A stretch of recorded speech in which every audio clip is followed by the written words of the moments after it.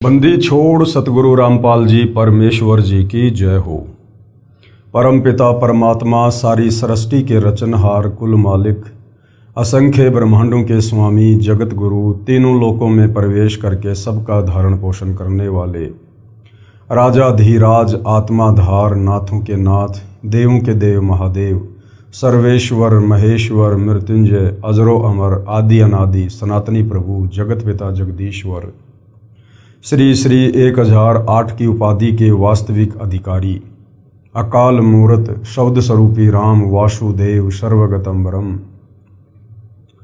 परम पूज्य प्रथम पूज्य परम संत परम पुरुष परम धनी परम दयालु सत्य कबीर हक्का कबीर अल्लाहु कबीर अल्लाहु अकबर बाखबर अल्लाह ताला जगत के तारणहार जगत के मुक्तिदाता जगत के जगन्नाथ हारे के सहारे हिंदुओं के राम मुसलमानों के अल्लाह सिखों के वाहिगुरु ईसाइयों के मसीह दया के सागर दया निधि करुणा के सागर करुणा निधि स्वयंभू परिभू संकट मोचन कष्ट हरण मंगल करण दुख भंजन अविगत कबीर निर्विकार निर्विषम परमात्मा अलय अलेख सतगुरु आदि अनादि सतगुरु असली मर्यादा पुरुषोत्तम असली राम असली कृष्ण असली घनश्याम असली मुरारी राजाओं के राजा महाराजाओं के महाराजा शहंशाहों के शहंशाह सम्राटों के सम्राट भगवानों के भगवान अल्लाहों के अल्लाह प्रभुओं के प्रभु मसीहाओं के मसीह सच्चे वाहिगुरु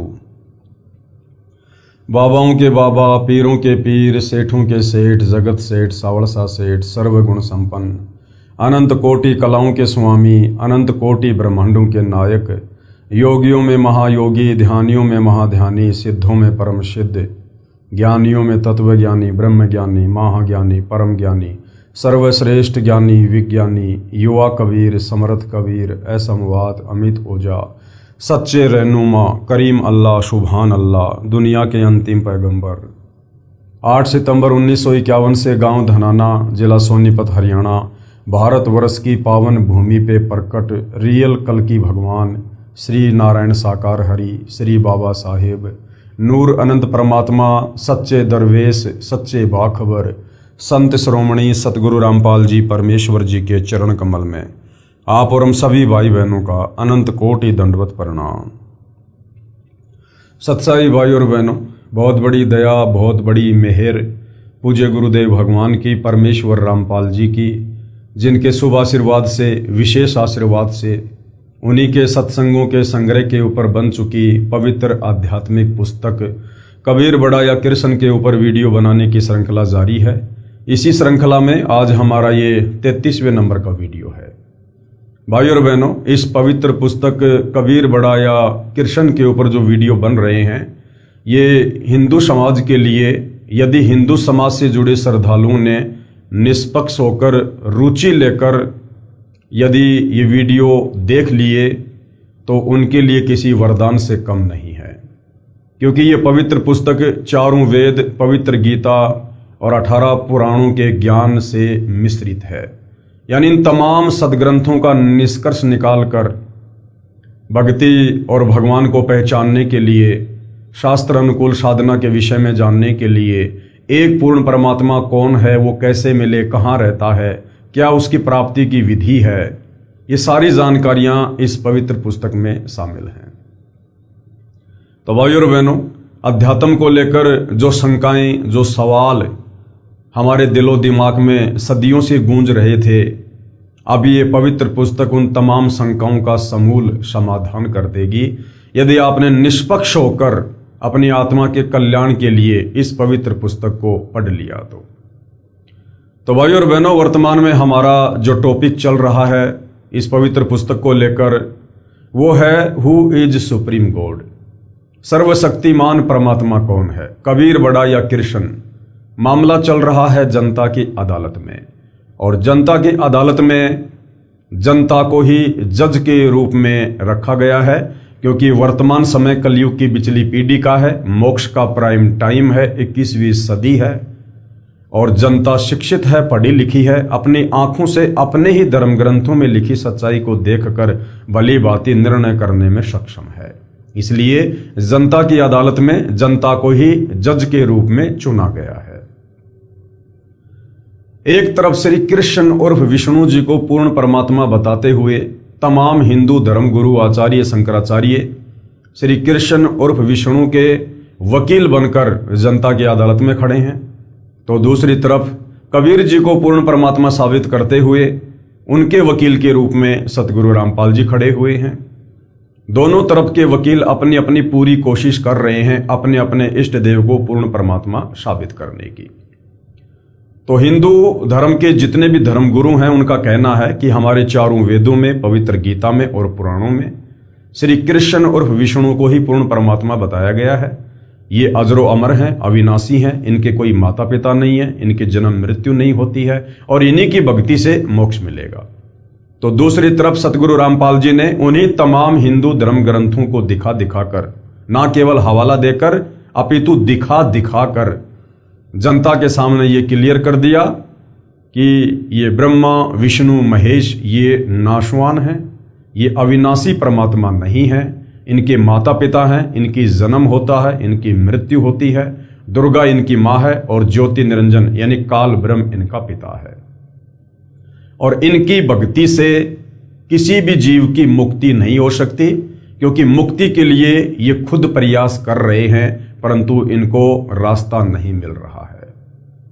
अब भाइयों और बहनों, ये तमाम सबूत जो धर्म ग्रंथों में लिखे हैं, इस बात का जनता को भी पता है कि यह धर्म ग्रंथ ना तो इन वर्तमान के धर्मगुरुओं ने लिखे हैं और ना कबीर जी के वकील सतगुरु रामपाल जी ने लिखे हैं। ये तो सदियों से लिखे हुए हैं और सदग्रंथ ही अध्यात्म को समझने का एक जरिया होता है, एक माध्यम होता है।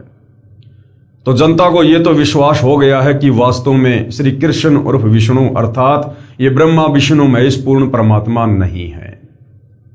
यदि कोई पूर्ण परमेश्वर है तो कबीर साहिब है। वेद जिनके विषय में चीख चीख कर गवाही दे रहे हैं, कबीर परमेश्वर की लीलाओं को लेकर कि वो परमात्मा जब धरती पर प्रकट होता है तो क्या लीला करता है, वेद उसकी गवाही दे रहे हैं। और वेदों में जो गवाही लिखी है वो केवल कबीर जी के ऊपर ही खरी खरी उतर रही है। तो जनता को इतना तो विश्वास हो गया है कि हाँ, यदि सुप्रीम गॉड है तो कबीर जी हैं। अब जनता के मन में और बहुत सारी शंकाएं हैं जो इन नादान धर्म गुरुओं ने अज्ञानता के चलते, तत्व ज्ञानहीनता के चलते, पाखंडवाद के चलते जनता के दिलो दिमाग में भर रखी हैं। तो जनता चाहती है कि अध्यात्म को लेकर हमारी सारी शंकाएं निकल जाएं, तो हम कबीर जी को परमेश्वर मानकर और गीता अध्याय 4 श्लोक 34 के अनुसार तत्वदर्शी संत को गुरु धारण करके अपना मोक्ष करवाएं। तो तरह तरह के सवाल जनता कर रही है, लगभग 50 से ऊपर सवाल जनता कर चुकी है और जनता के प्रत्येक सवाल का सतगुरु रामपाल जी जनता की अदालत में खड़े होकर शास्त्र प्रमाणित जवाब दे रहे हैं और जनता की आंखों में घी सा घल रहा है। अब भाइयों और बहनों, जनता को अब यह समझाया जा रहा है कि कबीर जी जो पूर्ण परमात्मा है ये चारों युगों में आते हैं, क्योंकि अजरो अमर परमात्मा है, इनका कभी विनाश नहीं होता है, इनकी कभी जन्म या मृत्यु नहीं होती है, ये स्वयंभू है, स्वयं प्रकट होते हैं।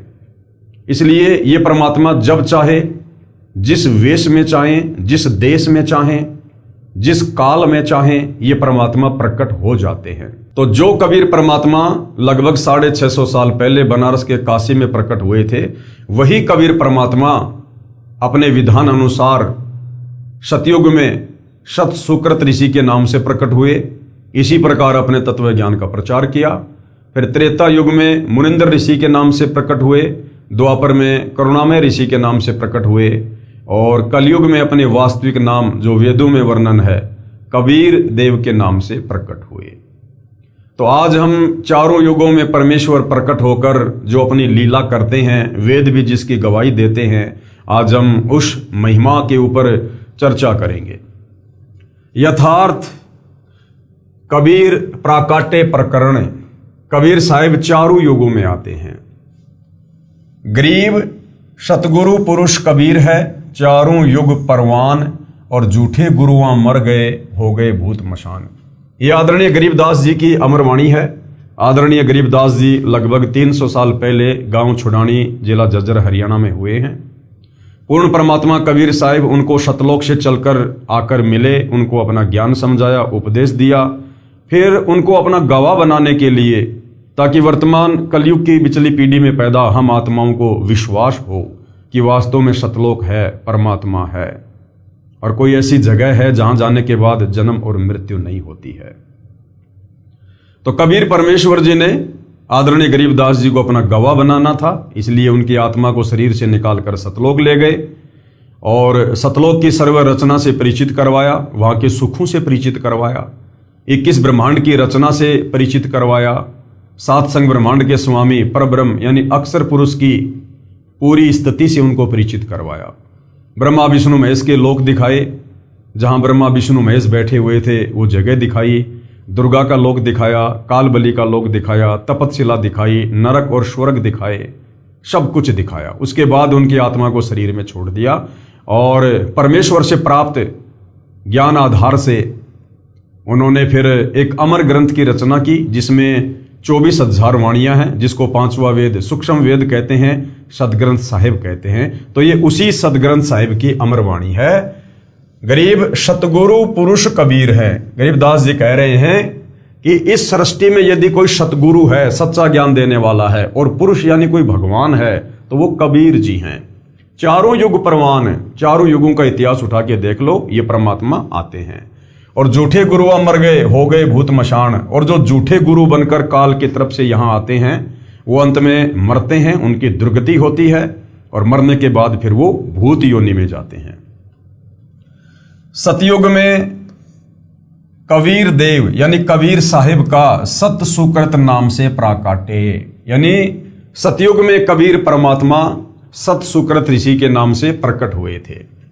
तत्व ज्ञान के अभाव से श्रद्धालु शंका व्यक्त करते हैं कि जुलाहे रूप में कबीर जी तो विक्रमी संवत 1455 अर्थात सन 1398 में काशी में हुए थे। वेदों में कबीर देव यही काशी वाला जुलाहा धारक कैसे पूर्ण परमात्मा हो सकता है? जनता की क्या शंका है कि आप जिस कबीर जी को पूर्ण परमात्मा बता रहे हो, तो ये कबीर जी तो 650 साल पहले हुए हैं, और आप कह रहे हो कि कबीर जी सतयुग में भी आए थे, त्रेता में भी आए थे, वेदों में भी उनकी महिमा है। तो वेद तो सतयुग से चलते आ रहे हैं, तो कबीर जी जो 650 साल पहले आए थे, उनका जिक्र भला वेदों में कैसे हो सकता है? वो भला सतयुग त्रेता द्वापर में कैसे प्रकट हो सकते हैं? क्योंकि अभी जनता अध्यात्म से अपरिचित है, परमेश्वर की शक्ति से अपरिचित है, इसलिए इस प्रकार के सवाल करना जायज है। इस विषय में दास यानी सतगुरु रामपाल जी कह रहे हैं कि मेरी प्रार्थना है कि यही पूर्ण परमात्मा कबीर देव यानी कबीर परमेश्वर वेदों के ज्ञान से भी पहले सतलोक में विद्वान थे। इन वेदों का ज्ञान जो इस ब्रह्म को दिया गया, इस ब्रह्म ने जो ब्रह्मा जी को दिया, ब्रह्मा ने फिर अपने मानस इन पुत्रों को दिया, मनु जैसों को, उसके बाद ये आम समाज में आया। इन वेदों के ज्ञान से पहले भी कबीर परमात्मा सतलोक में विद्वान थे। सतयुग त्रेता द्वापर की दो बातें छोड़ दो, परमेश्वर वेदों के ज्ञान से भी पूर्व सतलोक में विद्वान थे तथा अपना वास्तविक ज्ञान यानी तत्व ज्ञान देने के लिए चारों युगों में भी स्वयं प्रकट हुए हैं। सतयुग में सतसुकृत नाम से, त्रेता युग में मुनिंद्र नाम से, और द्वापर युग में करुणामय नाम से, तथा कलयुग में वास्तविक कबीर देव कबीर प्रभु नाम से प्रकट हुए हैं। अब भाइयों और बहनों, ये तो काललोक का इतिहास भी है कि जो दुर्वासा ऋषि थे वो सतयुग में भी थे, राजा अमरीश के समय। दुर्वासा ऋषि त्रेता युग में भी थे, और वही दुर्वासा ऋषि फिर द्वापर में श्री कृष्ण जी के धार्मिक गुरु भी थे। जब एक जीव, दुर्वासा केवल एक जीव है, जब एक जीव अपनी सिद्धि शक्ति से, अपनी भक्ति की कमाई से, अपने तपोबल से जब चारों युगों में शरीर धारण करके रह सकता है, जब चाहे वो ऊपर के लोकों में जा सकता है, जब चाहे वो अपना शरीर छोड़कर अन्य शरीर धारण कर सकता है एक सिद्धि के बलबूते पर, तो कबीर परमेश्वर तो सर्व सिद्धियों का जनक है, दुर्वासा जैसी सर्व आत्माओं का जनक है, सारी सृष्टि का जनक है। तो वो परमात्मा क्या नहीं कर सकता है? कबीर जी ने कहा है कि मैं चारों युगों में आया हूं। सतयुग में सतसुकृत कह टेरा, यानी सतयुग में कबीर परमात्मा जी का नाम सतसुकृत था, और त्रेता नाम मुनिंद्र मेरा, और द्वापर में करुणा में कहाया, और कलयुग में नाम कबीर धराया। ये धराया शब्द है, किसी ने रखा नहीं परमात्मा का नाम, परमेश्वर ने खुद अपना नाम इस कलयुग में कबीर रखवाया, धराया। इसके अतिरिक्त अन्य रूप धारण करके कभी भी प्रकट होकर अपनी लीला करके अंतर्ध्यान हो जाते हैं। उस समय लीला करने आए परमेश्वर को प्रभु चाहने वाले श्रद्धालु नहीं पहचान सके। सतयुग में, त्रेता में, द्वापर में और 650 साल पहले भी भक्ति करने वाले श्रद्धालु अपने परमेश्वर को नहीं पहचान पाए, क्योंकि सर्व महर्षियों व संत कहलाने वालों ने प्रभु को निराकार बताया है। वास्तव में परमात्मा आकार में है, मनुष्य सदृश से शरीर युक्त है, परंतु परमेश्वर का शरीर नाड़ियों के योग से बना 5 तत्व का नहीं है। जिस प्रकार आप और हमारा शरीर हाड़ मांस का है, 5 इन तत्वों से मिलकर बना है। टट्टी, पेशाब, लार, थूक, अस्थि, मज्जा, गुदा, पता नहीं क्या क्या, ये कबाड़ भरा हुआ है। लेकिन कबीर परमेश्वर जी का जो शरीर है वो इन 5 तत्वों से मिलकर नहीं बना है। वे दिखाई जरूर जब लीला करने आते हैं तो आप और हमारे जैसे ही दिखाई देते हैं, परंतु उनका नूरी शरीर होता है। परमात्मा जी कहते हैं, हाड़ चाम लहू ना मेरे, कोई जाने सतनाम उपासी। यानी मेरे सच्चे नाम का उपासक भगत ही इस भेद को जानता है कि कबीर जी का शरीर 5 तत्व से बना आम प्राणियों की भांति नहीं होता है। हाड़ चाम लहू ना मेरे, कोई जाने सतनाम उपासी, और तारण तरण अभय पददाता, मैं हूं कबीर अविनाशी। एक नूर तत्व से बना है।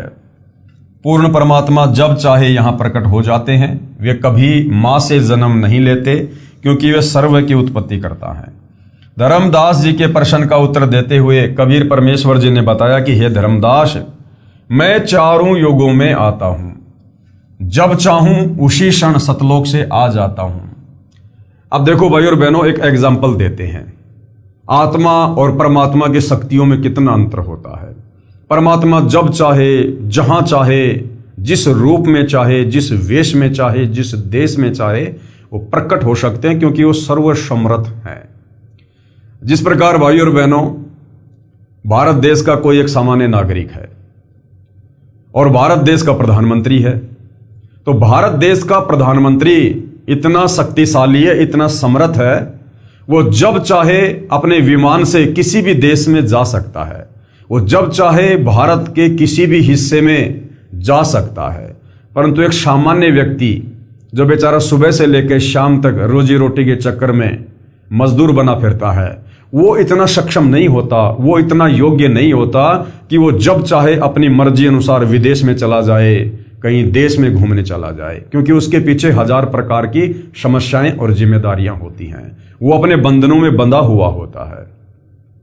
लेकिन प्रधानमंत्री हर प्रकार से स्वतंत्र होता है, क्योंकि वो देश का राजा है।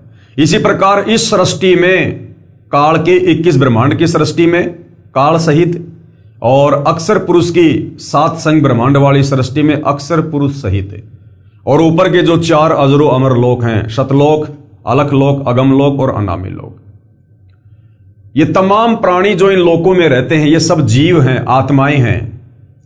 और कबीर परमात्मा सबका जनक है, वो सबका बाप है, वो परमात्मा है, वो समर्थ है, सर्वशक्तिमान है। वो परमात्मा जब चाहे, जहां चाहे, कोई भी लीला कर सकता है। एक क्षण में परमात्मा सृष्टि को नष्ट कर सकता है, अगले क्षण में परमात्मा एज इट इज कर सकता है। तो इसी प्रकार भाई और बहनों, आत्मा और परमात्मा के भेद को समझें। अन्य रूप में वहां भी रहता है, यानी एक रूप में परमात्मा सतलोक में भी रहता है, और अपना अन्य रूप धारण करके परमात्मा जब चाहे किसी भी ब्रह्मांड में, किसी भी लोक में आ सकता है। जिस प्रकार भाई और बहनों, ये जो 21 ब्रह्मांड का स्वामी ज्योति निरंजन काल है, जो ब्रह्मा विष्णु महेश का पिता है, ये 1000 ये सिद्धियों का स्वामी है, 1000 ये कलाओं का स्वामी है। ये 1000 अपने भिन्न भिन्न रूप बना सकता है। 1000 रूप बनाकर ये अलग अलग लीला कर सकता है। अक्षर पुरुष जो 7 संग ब्रह्मांड का स्वामी है, वो 10,000 कलाओं का स्वामी है। वो 10,000 रूप बना सकता है, 10,000 हाथ बना सकता है, 10,000 चेहरे बना सकता है। इसी प्रकार जो कबीर परमेश्वर हैं, परम अक्षर ब्रह्म हैं, ये अनंत कलाओं के स्वामी हैं, अनंत सिद्धियों के स्वामी हैं। ये जितने चाहे उतने रूप बना सकते हैं, इनके ऊपर कोई बंदिश, कोई पाबंदी नहीं है। हम रोज नित्य नियम में पढ़ते हैं आदरणीय गरीबदास जी के 5वें वेद सूक्ष्म वेद की वाणी, गरीब ऐसा सतगुरु हम में लिया, बेपरवाह अबंध और परम हंस पूर्ण पुरुष, रोम रोम रवि चंद। ये कबीर परमात्मा अबंध है, अन्य रूप में वहां भी रहते हैं। जब मैं ब्रह्मा से मिला, उसको तत्व ज्ञान में सृष्टि रचना का ज्ञान करवाया। कबीर परमात्मा कह रहे हैं, जब मैं इस काललोक में आकर श्री ब्रह्मा जी को मिला तो उसको तत्व ज्ञान में सृष्टि रचना का ज्ञान करवाया, तो वह प्रभावित हुआ तथा कहा कि आपका ज्ञान अद्वितीय है। ब्रह्मा जी ने कहा कि महाराज आपका ज्ञान तो चारों वेदों से परे है, अद्वितीय है। प्रथम मंत्र प्राप्त किया ब्रह्मा जी ने। ब्रह्मा तथा सावित्री को मैंने ओम मंत्र दिया, ये देखने के लिए कि ये कितना विश्वास करता है। इसके पश्चात मैं श्री विष्णु जी के पास विष्णु लोक गया, उससे भी ज्ञान चर्चा की तथा विष्णु भी मेरा शिष्य हुआ। उसको तथा लक्ष्मी को हरिय मंत्र प्रथम मंत्र रूप में दिया गया, ये देखने के लिए कि ये काल ब्रह्म के द्वारा डगमग तो नहीं हो जाएगा। इसके पश्चात शिव के पास शंकर लोक में गया, उसको तथा पार्वती को सोहम नाम दिया, ये देखने के लिए कि कहीं ये भी काल ब्रह्म द्वारा फिर तो भ्रमित नहीं कर दिए जाएंगे। इसी प्रकार भाइयों और बहनों, वो सच्चा नाम सतनाम देने के लिए सतगुरु रामपाल जी हमें 4 महीने का या कम से कम 1 साल का समय देते हैं। प्रथम दीक्षा में हमें 7 मंत्र दिए जाते हैं और उसके बाद ये देखा जाता है कि ये आत्मा भक्ति मार्ग पर चलने के योग्य है या नहीं है, ये ज्ञान समझकर अपनी आत्मा का कल्याण चाहती है या नहीं चाहती है।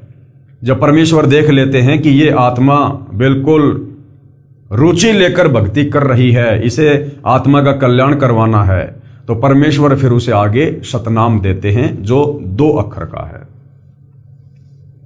उसके पश्चात अन्य ऋषियों मनु आदि से ज्ञान चर्चा की, परंतु मनु आदि ऋषियों ने काल प्रभाव के कारण मेरे ज्ञान पर विश्वास नहीं किया। सतयुग में कबीर परमात्मा जो सतसुकृत ऋषि के नाम से आए थे, वो मनु को मिले और मनु को ज्ञान समझाया कि मनु, तू जिन वेदों को सर्वश्रेष्ठ मानकर पढ़ रहा है, इनमें कंप्लीट ज्ञान नहीं है, इन वेदों के अंदर पूर्ण परमात्मा की प्राप्ति का मार्ग नहीं है, केवल काल ब्रह्म तक की जानकारी है, काल ब्रह्म की प्राप्ति का मार्ग है, ब्रह्मलोक तक जाने का रास्ता है। लेकिन मनु ने अहंकार वश कबीर परमेश्वर जी के ज्ञान को स्वीकार नहीं किया और उल्टा परमेश्वर को वामदेव कहने लगा। वामदेव यानी उल्टा ज्ञान देने वाला, यानी मनु की दृष्टि में वो ज्ञान उल्टा था, लेकिन वास्तव में वो ज्ञान सत्य था जो मनु की समझ से बाहर था। उसके पश्चात अन्य ऋषियों मनु आदि से ज्ञान चर्चा की, परंतु मनु आदि ऋषियों ने काल प्रभाव के कारण मेरे ज्ञान पर विश्वास नहीं किया। मेरे को उल्टा ज्ञान देने वाला अर्थात वामदेव उर्फ नाम से पुकारने लगे, जबकि पृथ्वी पर मेरा नाम सतयुग में सतसुकृत था। और भाइयों बहनों, यही होता है। वही कबीर परमात्मा जब 300 साल पहले आदरणीय गरीबदास जी के रूप में आए, 5वें वेद सूक्ष्म वेद की रचना की, लोगों को तत्व ज्ञान दिया, तो उनके ज्ञान को लोगों ने उल्टा मान लिया कि ये गरीबदास जी जो ज्ञान दे रहे हैं ये तो वेदों के विपरीत है, क्योंकि उस समय हम शिक्षित नहीं थे, समझने के योग्य नहीं थे, और मूल बात यह है कि उस समय वो मोक्ष का प्राइम टाइम नहीं था। तो आदरणीय गरीबदास जी को गांव वाले बावड़िया कहने लग गए, उनकी अमृतवाणियों को ना समझकर उनको बावड़िया कहने लगे कि ये तो बावला हो गया, बावला। कुछ दिनों पश्चात मैं फिर से ब्रह्मा के पास गया, ब्रह्मा से ज्ञान चर्चा करनी चाहिए, तो ब्रह्मा जी ने अरुचि दिखाई, क्योंकि जब काल ब्रह्म ने देखा कि मेरे बड़े पुत्र ब्रह्मा को तत्व ज्ञान से परिचित किया जा रहा है, उसने सोचा यदि मेरा पुत्र तत्व ज्ञान से परिचित हो गया तो मेरे से घृणा करेगा तथा जीव उत्पत्ति नहीं हो पाएगी, मेरा पेट कैसे भरेगा, क्योंकि काल ब्रह्म को 1 लाख मानव शरीरधारी जीवों को प्रतिदिन खाने का श्राप लगा है। इसलिए काल ब्रह्म ने, ध्यान से पढ़ना भाई और बहनों, इसलिए काल ब्रह्म ने अपने ज्येष्ठ पुत्र ब्रह्मा की बुद्धि को परिवर्तित कर दिया। ब्रह्मा के मन में विचार भर दिया कि काल ब्रह्म यानी ज्योति निरंजन ही पूज्य है, वह निराकार है और इससे भिन्न कोई अन्य परमात्मा नहीं है। जो तुझे ज्ञान दिया जा रहा है वह मिथ्या यानी झूठा है। यह अग्नि ऋषि जो तेरे पास आया था, क्योंकि परमात्मा अग्नि ऋषि के रूप में गए थे, वो अज्ञानी है, इसकी बातों में नहीं आना है। विचार करो भाई और बहनों, ब्रह्मा जी आप और हम आत्माओं से लाखों गुना श्रेष्ठ हैं, अच्छी आत्मा है, भक्ति के धनी हैं, तभी तो वो ब्रह्मा जी की पोस्ट पर बैठे हुए हैं। जब परमात्मा दूसरी बार सतनाम देने के लिए गए तो काल ब्रह्म ने अर्थात उनके पिता ज्योति निरंजन ने ब्रह्मा जी की बुद्धि परिवर्तित कर दी और ब्रह्मा जी ने परमेश्वर के ज्ञान में अरुचि दिखाई। अब विचार करो भाई और बहनों, जब ये काल बली 21 ब्रह्मांड का स्वामी अपने रिमोट से ब्रह्मा जी की बुद्धि परिवर्तित कर सकता है, उसे मोक्ष मार्ग से हटा सकता है, तो विचार करो भाई और बहनों, आप और हम इस पृथ्वी पर रहने वाले मानव शरीरधारी प्राणी तो बहुत ही निम्न स्तर के हैं। यदि उसी कबीर परमात्मा जी की जो वर्तमान में सतगुरु रूप में धरती पर प्रकट हैं, सतगुरु रामपाल जी के नाम से, यदि ये परमेश्वर हमें काल के जाल से ना बचा के रखे, यदि ये परमेश्वर हमें अपनी गोद में बैठाकर ये तत्व ज्ञान ना समझाए, यदि ये परमेश्वर चारों तरफ एक रक्षा कवच बना के ना रखे, तो भला आप और हमारी क्या औकात जो हम इस परमेश्वर के तत्व ज्ञान को समझ सकें, हम गुरु रूप में आए हुए परमेश्वर कबीर जी को पहचान सकें, हम इस घोर कलयुग में इस शास्त्र अनुकूल सत भक्ति को अपनाकर मोक्ष मार्ग पर चल सकें। तो इससे स्वयं सिद्ध होता है कि वर्तमान में जिन जिन आत्माओं ने सतगुरु रामपाल जी को ही अपना इष्ट मान लिया है, जिन्होंने सतगुरु रामपाल जी के अलावा कहीं भी किसी अन्य कबीर भगवान को देखना बंद कर दिया है, जिसको पतिव्रता पद की भक्ति कहते हैं, जो आत्माएं साध संगति से जुड़ी हुई हैं। विचार करो भाई और बहनों, यदि सतगुरु रामपाल जी की विशेष रजा और कृपया हम आत्माओं पर ना हो तो हम इस भक्ति के निकट भी नहीं ठहर सकते, निकट भी। जबकि सतगुरु रामपाल जी से उपदेश प्राप्त करके कितने लोग तो भक्ति छोड़कर चले जाते हैं, कितने लोग भक्ति करते करते भी सतगुरु रामपाल जी को अपने जैसा मानुष मानकर, मां के गर्भ से जन्म लेकर आया हुआ मानकर, और किसी अन्य को, एक कागज की फोटो को जो गूगल पर देखने को मिलती है दाढ़ी मूछ वाली, जिसको कबीरदास कहते हैं, उसको परमात्मा मानकर पूज रहे हैं। तो भाई और बहनों, इससे स्वयं सिद्ध है कि आप और हमारे ऊपर साध संगति से जुड़ी आत्माओं पर कबीर परमेश्वर सतगुरु रामपाल जी की विशेष वीवीआईपी रजा है, वीवीआईपी रजा। और इस रजा को हम इसी प्रकार से मर्यादा में रहकर, गुरु को परमेश्वर मानकर, आत्मा के कल्याण को ही टारगेट मानकर इस मार्ग पर चलते रहें। हे धर्मदास, ब्रह्मा ने काल ब्रह्म के प्रभाव से प्रभावित होकर मेरे ज्ञान को ग्रहण नहीं किया तथा कहा, हे ऋषिवर, जो ज्ञान आप बता रहे हो यह अप्रमाणित है, इसलिए विश्वास के योग्य नहीं है। वह ब्रह्मा जी के अंदर काल बोल रहा है, वेदों में केवल एक परमात्मा की पूजा का विधान है, उसका केवल एक ओम ही जाप करने का है, मुझे पूर्ण ज्ञान है, मुझे आपका ज्ञान अस्वीकार्य है। हे धर्मदास, मैंने बहुत कोशिश की ब्रह्मा को समझाने की तथा बताया कि वेद ज्ञान दाता यानी वेदों का ज्ञान देने वाला ये ब्रह्म किसी अन्य पूर्ण ब्रह्म के विषय में कह रहा है। क्या कह रहा है कि उसकी प्राप्ति के लिए तथा उसके विषय में तत्व से जानने के लिए किसी तत्वदर्शी संत यानी धीराणाम संत की खोज करो, फिर उनसे वह तत्व ज्ञान सुनो। लेकिन ब्रह्मा जी के एक भी बात समझ में नहीं आई और परमेश्वर जी ने इसका प्रमाण भी दिया, क्योंकि ब्रह्मा जी वेदों का ज्ञाता है। यजुर्वेद अध्याय 40 मंत्र 10 व 13 में स्पष्ट वर्णन है तथा गीता अध्याय 4 श्लोक 34 में भी स्पष्ट कहा है। इन प्रमाणों को देखकर भी काल ब्रह्म के अति प्रभाव के कारण ब्रह्मा ने मेरे विचारों में रुचि नहीं ली। मैंने जान लिया कि ब्रह्मा को काल ने भ्रमित कर दिया है, इसलिए विष्णु जी ने भी अरुचि की, तो मैं वहां से शिव शंकर के पास गया। ब्रह्मा के बाद परमात्मा विष्णु जी के पास गए, वहां भी काल ने उसकी बुद्धि फेर दी, क्योंकि यदि मेरे तीनों पुत्र तत्व ज्ञान से परिचित हो गए और इन्हें पता चल गया कि मैं काल ब्रह्म हूं और मुझे एक भयंकर श्राप लगा हुआ है, तो ये मेरे लिए कभी भी ये जीवों को उत्पन्न करने की, उनका पालन पोषण करने की और संहार करने वाला कार्य नहीं करेंगे। यही स्थिति शिव की देखकर, यानी शिव जी को भी डगमग कर दिया काल ने। परमात्मा कहते हैं फिर मैं नीचे पृथ्वी लोक में आया और वर्तमान में चल रही चतुर्युगी के प्रथम सतयुग में, यानी वर्तमान में यह कलयुग है, इससे पहले द्वापर युग था, उससे पहले त्रेता युग था और उससे पहले सतयुग था। तो परमात्मा कह रहे हैं कि मैं सतयुग में नीचे आया इस पृथ्वी पर। मैंने, यानी परमेश्वर कबीर जी ने एक सरोवर में कमल के फूल पर शिशु रूप धारण किया।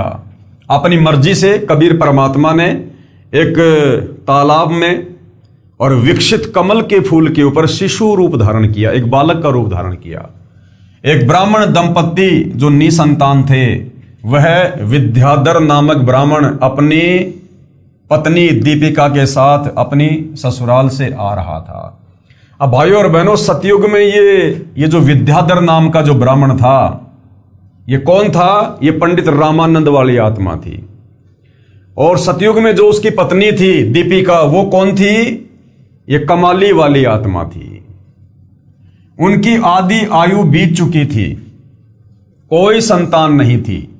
दीपिका को अपने पिता के घर पर कुछ औरतों ने हमदर्दी जताते हुए कई बार कहा था कि संतान बिना स्त्री का कोई सम्मान नहीं करता।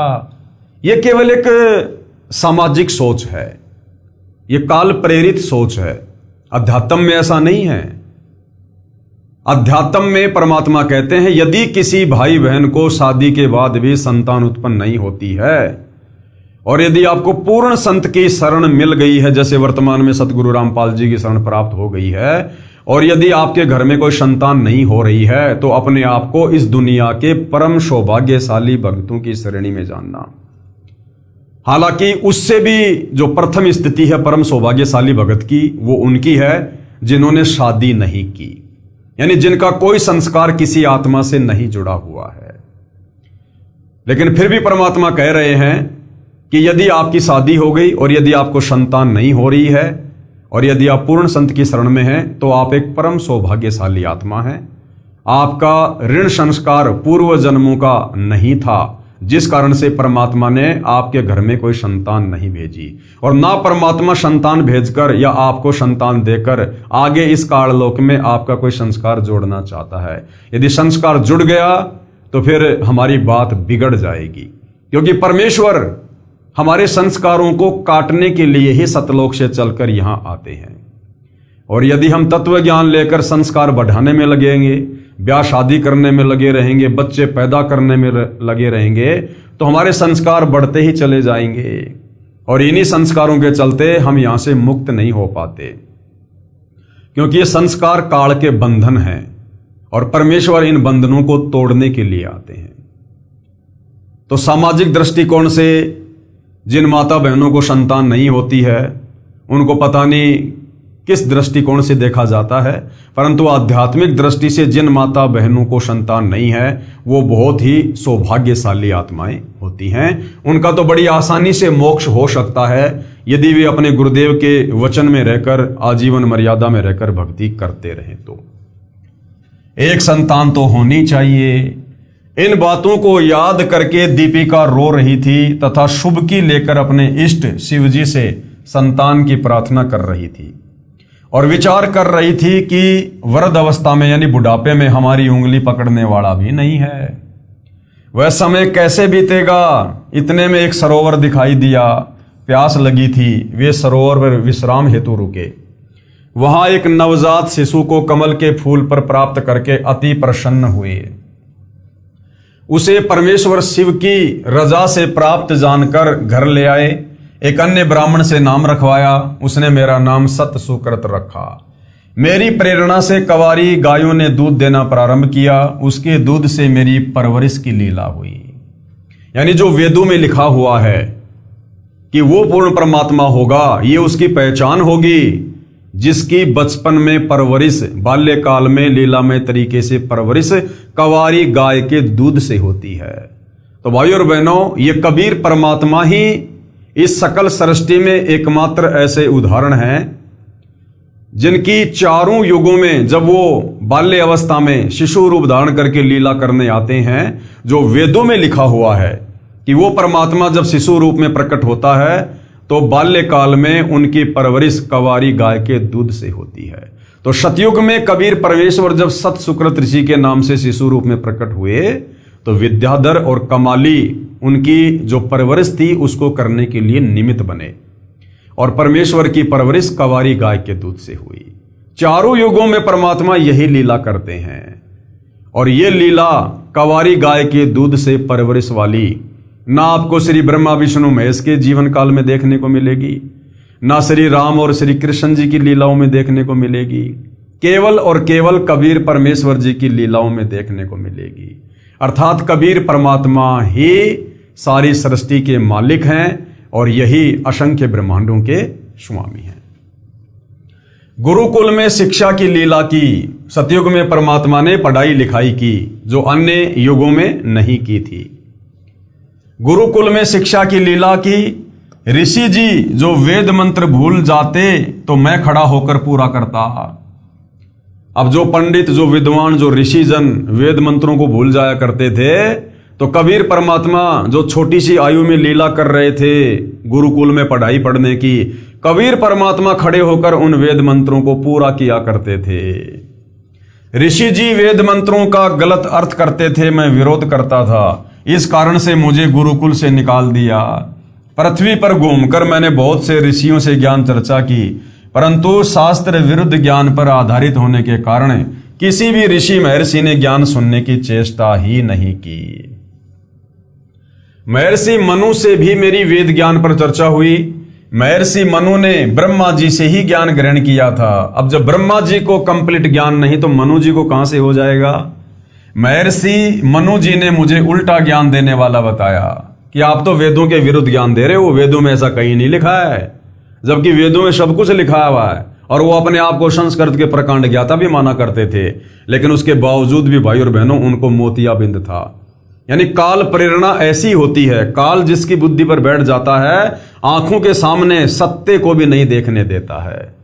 तो महर्षि मनु जी ने मुझे उल्टा ज्ञान देने वाला बताया तथा मेरा नाम वामदेव रख दिया। वामदेव यानी उल्टा ज्ञान देने वाला। मैंने महर्षि मनु व अन्य ऋषियों से यहां तक कहा कि वह पूर्ण परमात्मा मैं ही हूं। उन्होंने मेरा उपहास किया, यानी मेरा मजाक उड़ाया तथा कहा आप यहां हैं तो आपका सतलोक तो आपके बिना सुनसान पड़ा होगा। यानी भाई और बहनों, हर युग की यही राम कहानी है। इस परमेश्वर को ना पहचान कर तत्व ज्ञान के अभाव में हम इस परमेश्वर का जब तक ज्ञान नहीं होता है मजाक ही उड़ाते हैं, उपहास ही करते हैं। तो मनु जी ने क्या कहा कि आप यहां हैं तो आपका सतलोक तो आपके बिना सुनसान पड़ा होगा। वहां सतलोक में जाने का क्या लाभ, वहां गए प्राणी तो अनाथ हैं। मैंने कहा मैं ऊपर भी विराजमान हूं।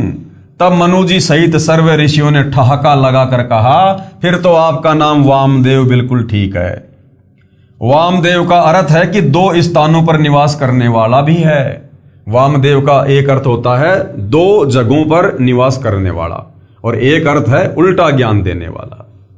वाम अक्सर दो का बोधक है। इस प्रकार उन ज्ञानहीन व्यक्तियों ने, यानी उन मनु जैसे ज्ञानहीन व्यक्तियों ने मेरे तत्व ज्ञान को ग्रहण नहीं किया।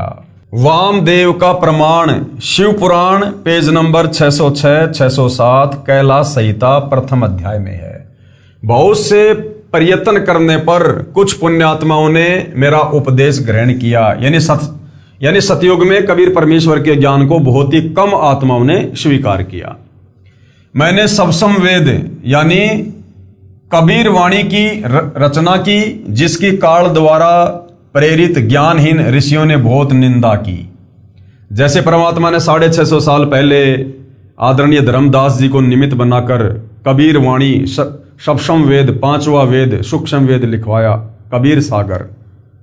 और जिस प्रकार वो 650 साल पहले वाले ऋषिजन पंडित वो परमेश्वर का मजाक किया करते थे कि ये अनपढ़, ये क्या वाणियां लिखवाएगा, ये क्या ज्ञान देगा। ऐसे ही परमात्मा चारों युगों में आते हैं अपनी कबीर वाणी के द्वारा बोल बोल कर लोगों को समझाते हैं, जिसको तत्व ज्ञान कहते हैं। फिर परमेश्वर उसको लिपिबद्ध करवा देते हैं। तो परमेश्वर जो वाणियां बोला करते थे, जो ज्ञान दिया करते थे, जो ग्रंथ उन्होंने लिखवाए, उस समय के ऋषिजन काल प्रेरणा से मजाक उड़ाया करते थे। मैंने सप्तम वेद अर्थात कबीर वाणी यानी 5वें वेद की रचना की, जिसकी काल द्वारा प्रेरित ज्ञानहीन ऋषियों ने बहुत निंदा की तथा जनता से इसे न पढ़ने का आग्रह किया। और यही कारण है भाइयों और बहनों, चाहते तो सतगुरु रामपाल जी यानी वही कबीर परमात्मा जो वर्तमान में धरती पर प्रकट हैं, चाहते तो ये भी नया सप्तम वेद लिख सकते थे, नया 5वां वेद लिख सकते थे। लेकिन परमेश्वर को भली भांति हम ज्ञानहीन, बुद्धिहीन, अपने आप को प्रकांड ज्ञाता समझने वाले 2 कोटि के जीवों की औकात का पता है कि जब इन्होंने सतयुग, त्रेता, द्वापर और कलयुग के प्रथम चरण में मेरे द्वारा लिखवाई गई या लिखी गई वाणियों पर विश्वास नहीं किया, तो वर्तमान समय तो कलयुग है। इस समय तो इंसान हर प्रकार से नीचे गिरा हुआ है। ये कैसे विश्वास करेंगे? ये लोग कहेंगे कि आप ही ने लिख दिया और आप ही बता रहे हो, इसका क्या प्रमाण है? इसलिए परमेश्वर ने पहले रचनाएं करवाई, अपने द्वारा या किसी अन्य के द्वारा, और उन सदग्रंथों का हवाला देकर आज हमें तत्व ज्ञान समझा रहे हैं ताकि हम विश्वास कर सकें। सतयुग के प्राणी मुझे केवल एक अच्छा कवि ही मानते थे। इस कारण से सतयुग में बहुत ही कम जीवों ने मेरी शरण ग्रहण की। ब्राह्मण विद्याधर वाली आत्मा त्रेता युग में वेद विद ऋषि हुए, यानी वही पंडित रामानंद जी वाली आत्मा फिर त्रेता युग में वेद विग नाम के ऋषि हुए, तथा कलयुग में ऋषि रामानंद हुए, तथा दीपिका वाली आत्मा त्रेता युग में सूर्या हुई। सतयुग में जो कमाली वाली आत्मा दीपिका थी, वो फिर त्रेता युग में क्या हुई?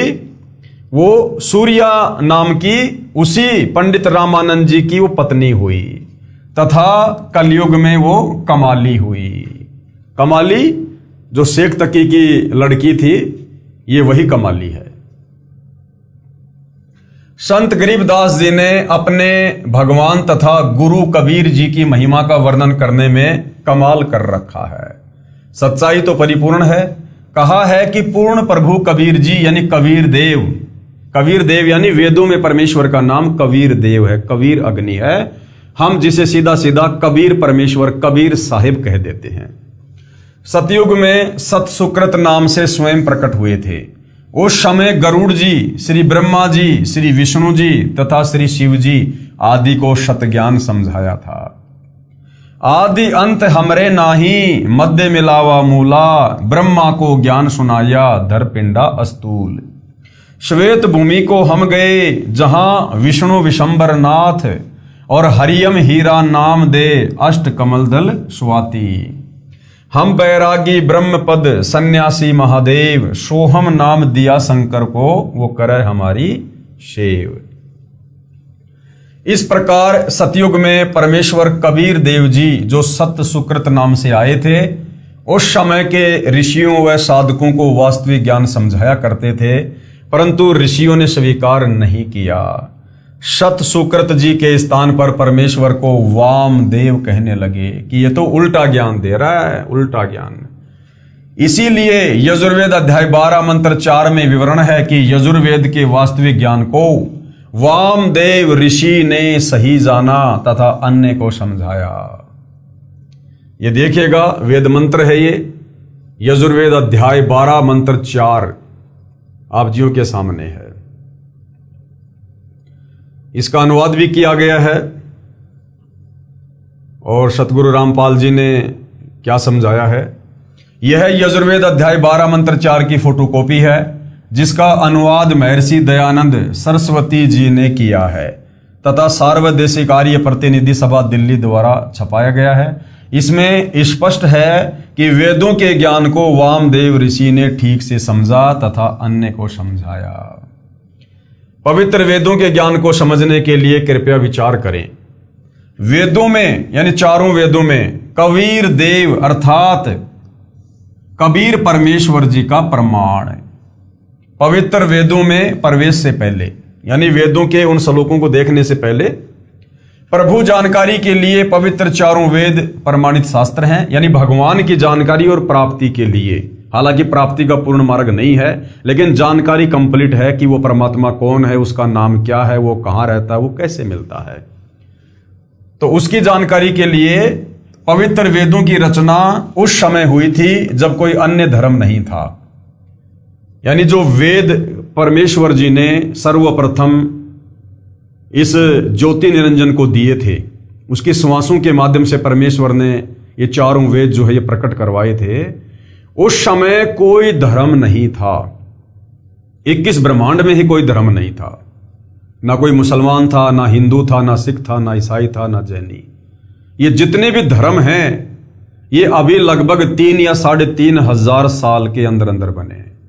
सतयुग में भी कोई धर्म नहीं था, त्रेता में भी कोई धर्म नहीं था, द्वापर तक भी कोई धर्म नहीं था, केवल वर्ण व्यवस्था थी।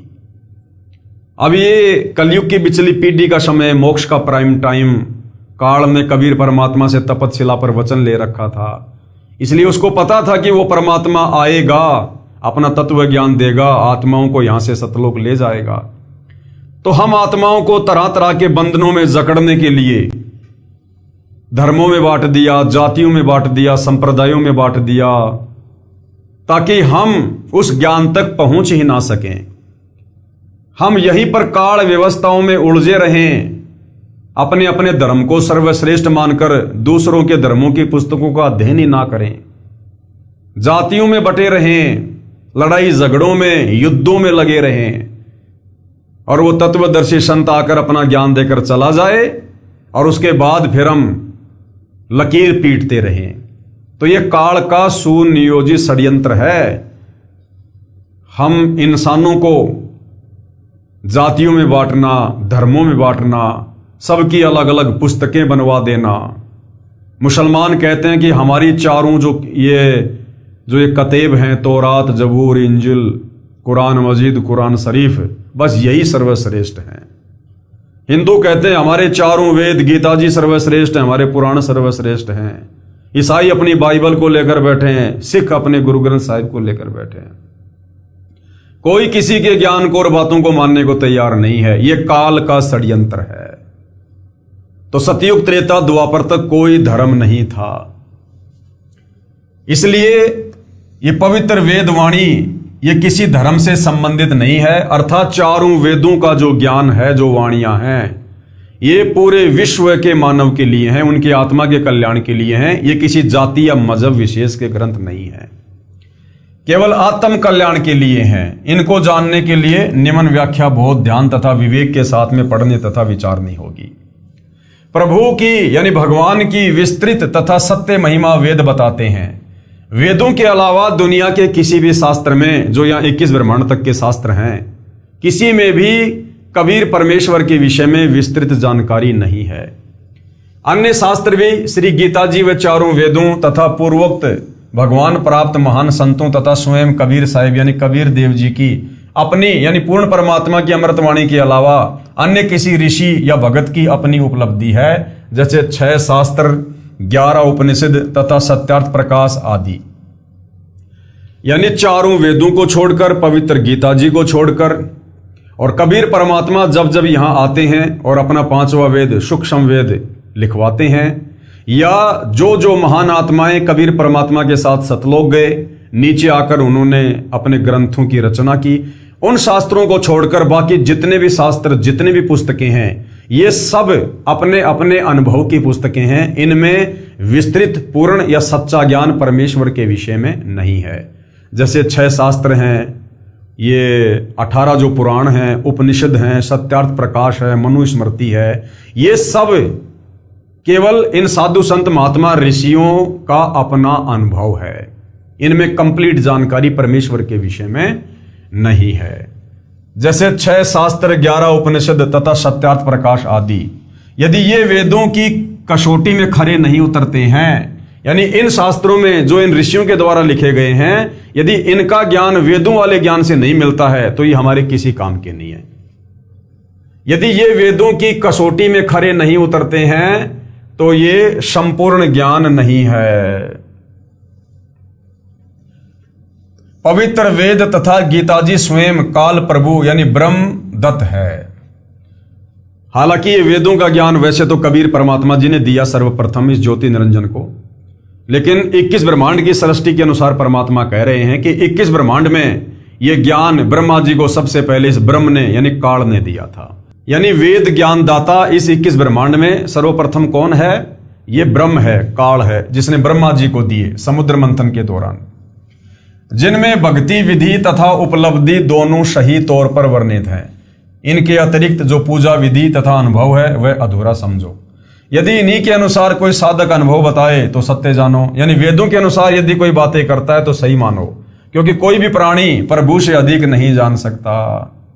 वेदों के ज्ञान से पूर्वोक्त महात्माओं का विवरण सही मिलता है।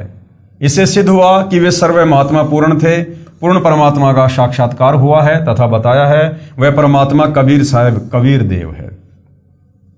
वही ज्ञान चारों पवित्र वेद तथा ये पवित्र गीता जी भी बताते हैं।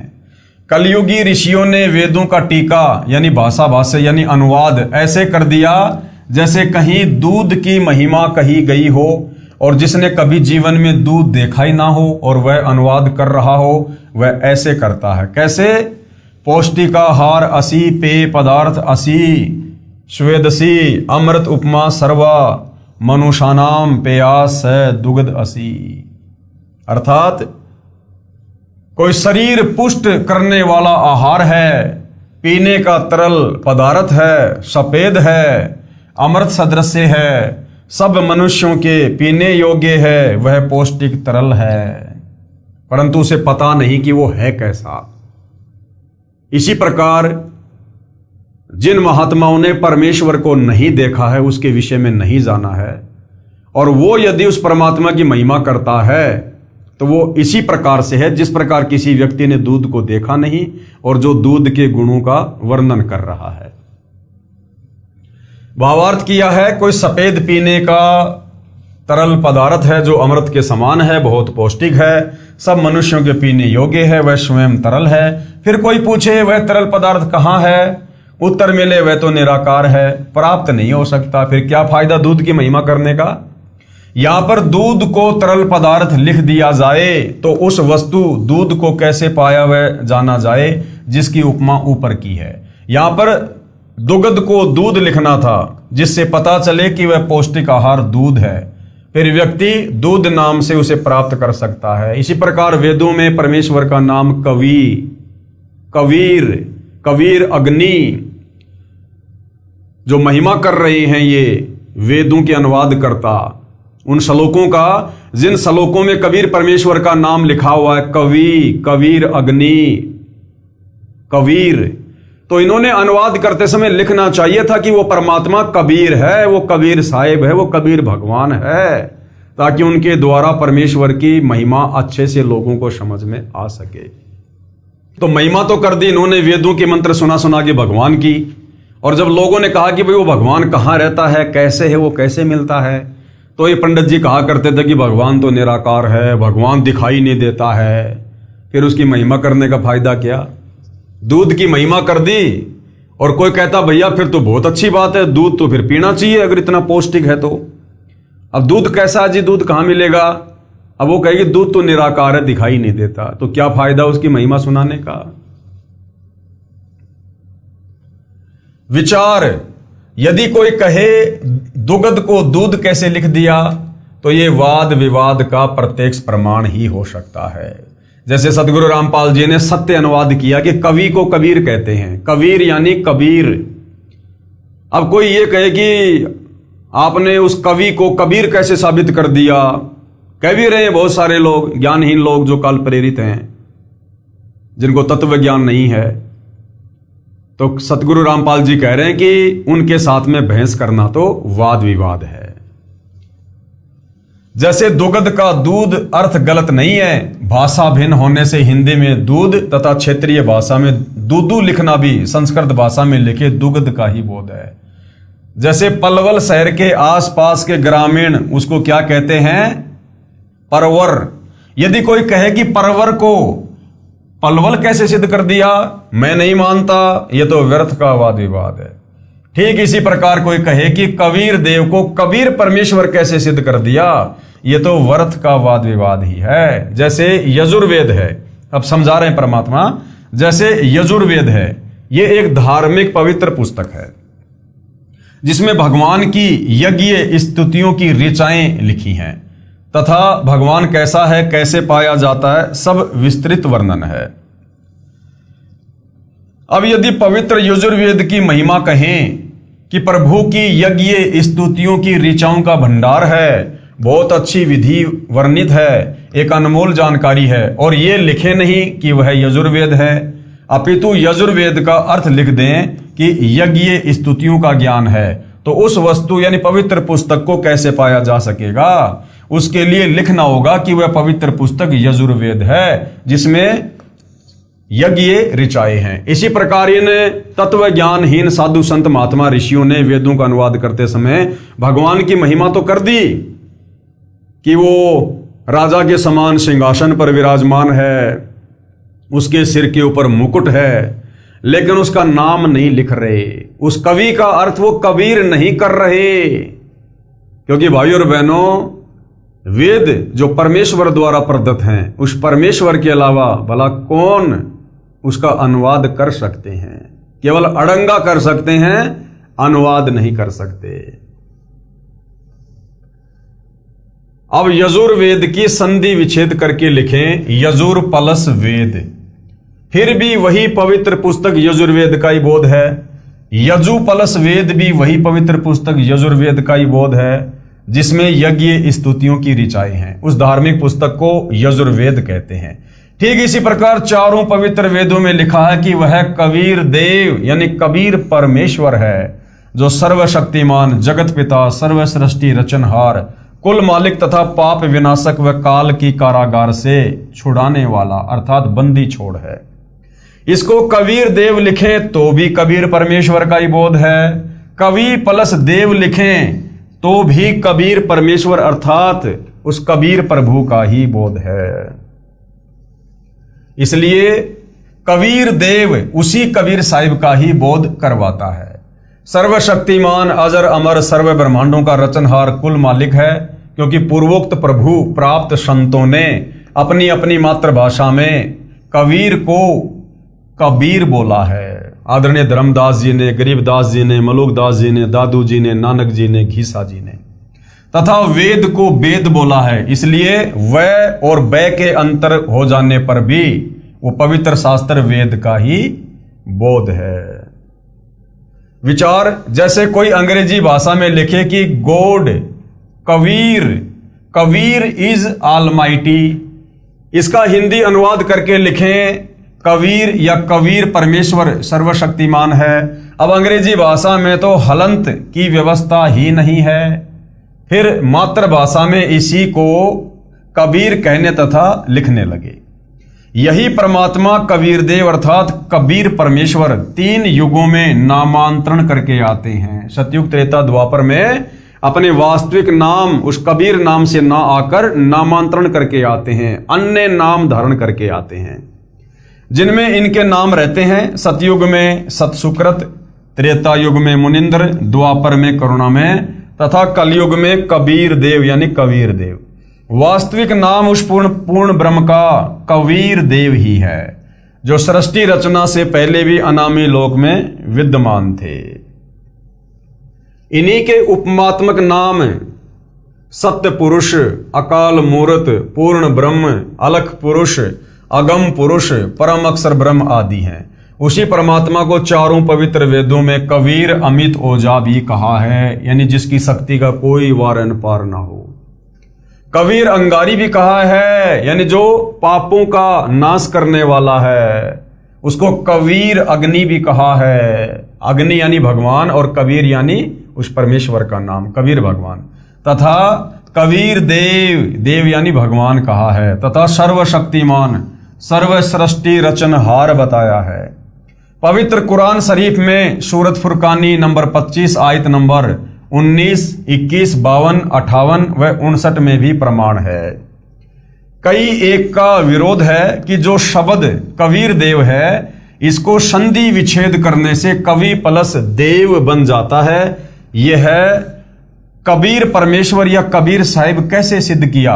वह को बै तथा छोटी ई की मात्रा को बड़ी ई की मात्रा करना बेसमझी है। तो गुरुदेव भगवान कह रहे हैं विचार करो। एक ग्रामीण लड़के की सरकारी नौकरी लगी जिसका नाम था करमवीर पुत्र श्री धर्मवीर। सरकारी कागजों में तथा करमवीर पुत्र श्री धर्मवीर पुत्र प्रताप गांव के चौकीदार की डायरी में जन्म के समय लिखा था। सरकार की तरफ से नौकरी लगने के बाद जांच पड़ताल करवाई जाती है। एक सरकारी कर्मचारी आया जांच के लिए। उसने पूछा, करमवीर पुत्र श्री धर्मवीर का मकान कौन सा है? यानी कागजों में तो क्या नाम था? करमवीर। तो वो जांच अधिकारी आया, उसने कहा कि भाई करमवीर और पुत्र धर्मवीर का मकान कौन सा है? उसकी फला फला डिपार्टमेंट में नौकरी लगी है। गांव में उस करमवीर को कर्मा तथा उसके पिताजी को धर्मा तथा दादाजी को परता आदि उर्फ नामों से जानते थे। अब गांव वाले उस करमवीर को कर्मा, उसके पिता धर्मवीर को धर्मा और उसके दादाजी का नाम था प्रताप, उसको कहा करते थे परता। व्यक्तियों ने कहा कि इस नाम का लड़का इस गांव में नहीं है जी। अधिकारी ने कहा जी ये करमवीर कौन है? तो गांव वालों को तो पता ही नहीं था कि उसका कागजों में नाम उसका करमवीर है। वो तो उसको कर्मा कर्मा कहा करते थे। तो अधिकारी ने पूछा तो गांव वालों ने मना कर दिया, जी यहां तो इस गांव में कोई कर्मा नाम का लड़का नहीं है। काफी पूछताछ के बाद एक लड़का जो करमवीर का सहपाठी था उसने बताया यह कर्मा की नौकरी के बारे में है। तब उस बच्चे ने बताया कि यही करमवीर उर्फ कर्मा तथा धर्मवीर उर्फ धर्मा ही है। फिर उस कर्मचारी को शंका उत्पन्न हुई कि करमवीर नहीं करमवीर है। उसने कहा चौकीदार की डायरी लाओ, उसमें भी लिखा था करमवीर पुत्र धर्मवीर पुत्र प्रताप। पूरा र व के स्थान पर बै तथा छोटी ई की मात्रा लगी थी। तो भी वही बच्चा करमवीर ही सिद्ध हुआ, क्योंकि गांव के नंबरदारों तथा प्रधानों ने भी गवाही दी कि बेशक मात्रा छोटी बड़ी या र आधा या पूरा है, लड़का सही इसी गांव का है। तो जो महापुरुष कबीर परमात्मा को, जिनका वेदों में नाम है कबीर, जिसको सतलोक में अपनी आंखों से देख कर आए हैं, उन गांव के नंबरदार और उन प्रधानों की तरह यहां पर बिल्कुल कलम तोड़ गवाही दी है कि वेदों में जिसका नाम कबीर है, कवि है, वो कबीर साहिब ही है, वो कबीर भगवान ही है। सरकारी कर्मचारी ने कहा नंबरदार अपने हाथ से लिख दे। नंबरदार ने लिख दिया, मैं करमवीर पुत्र धर्मवीर को जानता हूं जो इस गांव का वासी है, और हस्ताक्षर कर दिए। बेशक नंबरदार ने वीर में छोटी ई की मात्रा तथा कर्म में बड़े र का प्रयोग किया है, परंतु हस्ताक्षर करने वाला गांव का गणमान्य व्यक्ति है। किसी को कोई आपत्ति नहीं हो सकती, क्योंकि नाम की स्पेलिंग गलत नहीं होती। तो इसी प्रकार चाहे वेदों को कोई माने या ना माने, लेकिन जिन महापुरुषों ने परमेश्वर को अपनी आंखों से सतलोक के सिंहासन पर बैठा हुआ देखा है, उन्होंने आकर जो गवाही दी है भाई उसको मानना पड़ेगा, और उसी को मानकर आज हम इतने दृढ़ हैं। ठीक इसी प्रकार पूर्ण परमात्मा का नाम सरकारी दस्तावेज यानी वेदों में कबीर देव है, परंतु गांव यानी इस पृथ्वी पर अपनी अपनी मातृभाषा में कबीर, कबीर, कबीरा, कबीरन आदि नामों से जाना जाता है। इसी को नंबरदारों यानी आंखों देखा विवरण वाणी में ठोक कर गवाही देते हुए आदरणीय पूर्वोक्त संतों ने यानी गरीबदास जी ने, नानक जी ने और घीसा जी ने, मलुकदास जी ने, इन्होंने कलम तोड़ गवाही दी है। उन्होंने कबीर देव को हक्का कबीर, सत कबीर, कबीरा, कबीरन, खबीरा, खबीरन आदि लिखकर हस्ताक्षर कर रखे हैं। वर्तमान यानी सन 2006 से लगभग 600 साल पहले जब परमात्मा कबीर जी यानी कबीर देव जी स्वयं प्रकट हुए थे, उस समय सर्व सदग्रंथों का वास्तविक ज्ञान लोकोक्तियों, दोहों, चौपाइयों, शब्दों अर्थात कविताओं के माध्यम से साधारण भाषा में जन साधारण को बताया था। यानी 650 साल पहले जब परमात्मा बनारस के काशी में आए थे, उस तत्व ज्ञान को उस समय के संस्कृत भाषा व हिंदी भाषा के ज्ञाताओं ने यह कहकर ठुकरा दिया कि कबीर जी तो अशिक्षित है, इसके द्वारा कहा गया ज्ञान व उसमें उपयोग की गई भाषा व्याकरण दृष्टिकोण से ठीक नहीं है, जैसे कबीर जी ने कहा है। अब भाई और बहनों, ये जो व्याकरण है, इस व्याकरण की आवश्यकता परमात्मा को नहीं है। इस व्याकरण की आवश्यकता इन वेदों के ज्ञान को समझने के लिए यहाँ के विद्वानों को पड़ी है। व्याकरण को जन्म भगवान ने नहीं दिया। ये व्याकरण इन वेदों के ज्ञान को समझने के लिए यहाँ के संस्कृत के विद्वानों ने बनाई है। तो व्याकरण का ज्ञान गलत हो सकता है, लेकिन वेदों का ज्ञान जो पूर्ण परमात्मा कबीर जी के द्वारा दिया गया है वो गलत नहीं हो सकता। तो कबीर परमेश्वर कहते हैं कि कबीर वेद मेरा भेद है, मैं ना वेदों के माही, और जौन वेद से मैं मिलूं ये वेद जानते नाही। या परमात्मा ने वेद नहीं बल्कि वेद लिखा है, तो वेद भी वेद का ही प्रतीक है। भावार्थ, परमेश्वर कबीर बंदी छोड़ जी ने कहा है कि जो 4 वेद हैं ये मेरे विषय में ही ज्ञान बता रहे हैं, परंतु इन 4 वेदों में वर्णित विधि द्वारा मैं यानी पूर्ण ब्रह्म यानी कबीर प्राप्त नहीं हो सकता। जिस वेद यानी सवसम वेद अर्थात सूक्ष्म वेद में मेरी प्राप्ति का ज्ञान है, उस वेद को 4 वेदों के ज्ञाता नहीं जानते। अब जिस सूक्ष्म वेद को परमात्मा यहां आकर लिखवाते हैं, उस वेद को ये नकली काल प्रेरित साधु संत नहीं मानते। और यहां के जो 4 वेद हैं जिनको ये सत्य मानकर बैठे हैं, इनमें पूर्ण परमात्मा का पूर्ण मार्ग नहीं है। उसको 4 वेदों के ज्ञाता नहीं मानते, यानी सूक्ष्म वेद को। इस वचन को सुनकर उस समय के आचार्य जन कहते थे कि कबीर जी को भाषा का ज्ञान नहीं है। देखो, वेद को वेद कहा है।